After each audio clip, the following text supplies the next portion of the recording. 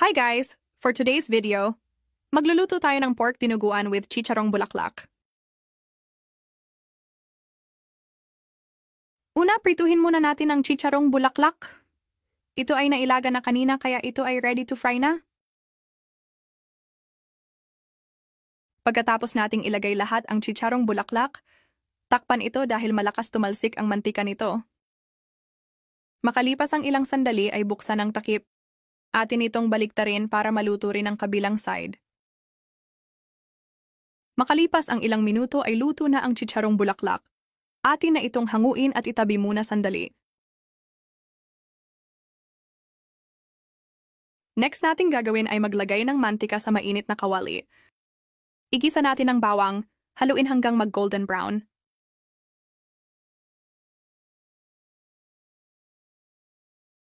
Isunod ang sibuyas at muling haluin para di masunog.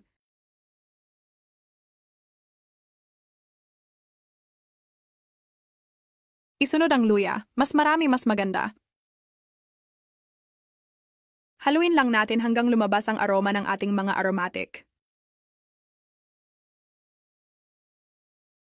Ilagay ang pork, haluin ng mabuti para magisa ng maigi, para mawala ang lansa ng karne.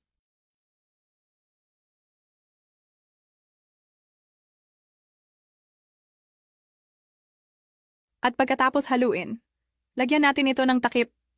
Hintayin na lumabas ang sariling katas ng karne. At makalipas ang ilang sandali ay ganito na ang kanyang itsura. Lumabas na ang sariling katas ng karne. Haluin para hindi masunog ang ilalim. Lagyan ng paminta at konting pampalasa. Ilagay na din ang bay leaves o dahon ng laurel. Haluin para magbalanse ang lasa. Naglagay din ako ng asin ngunit naputol ang video. Muling takpan para mas lumambot pa ang mga karne.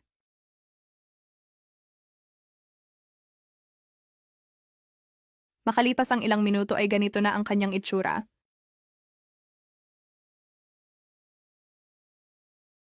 Haluin at tignan kung malambot na ang karne. Ilagay ang dugo na may suka. Yes po, ang dugo po na ito ay may halong suka at asin, nagpapanatiling fresh at hindi buo-buo ang dugo. Atin itong haluin ng mabuti para kumapit ang lasa ng ating mga sangkap sa dugo.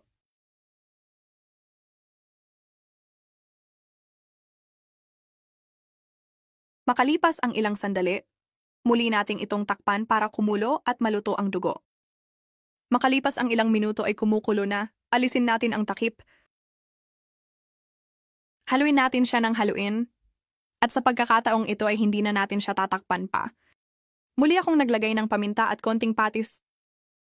Dahil matabang pa ito sa aking panlasa, haluin lang ng haluin. Alagaan natin siya ng halo para hindi masunog at hindi dumikit ang ibang dugo sa kawali. At kapag luto na ang dugo at sakto na ang lasa, ilagay ang siling green or siling haba. Haluin lang ng haluin, huwag tigilan sa paghalo. Makalipas ang 5 minuto, luto na ang ating pork dinuguan. Medyo naiga na rin ang kanyang sabaw at lumapot. Thank you for watching! Go Pads TV, like, follow and share.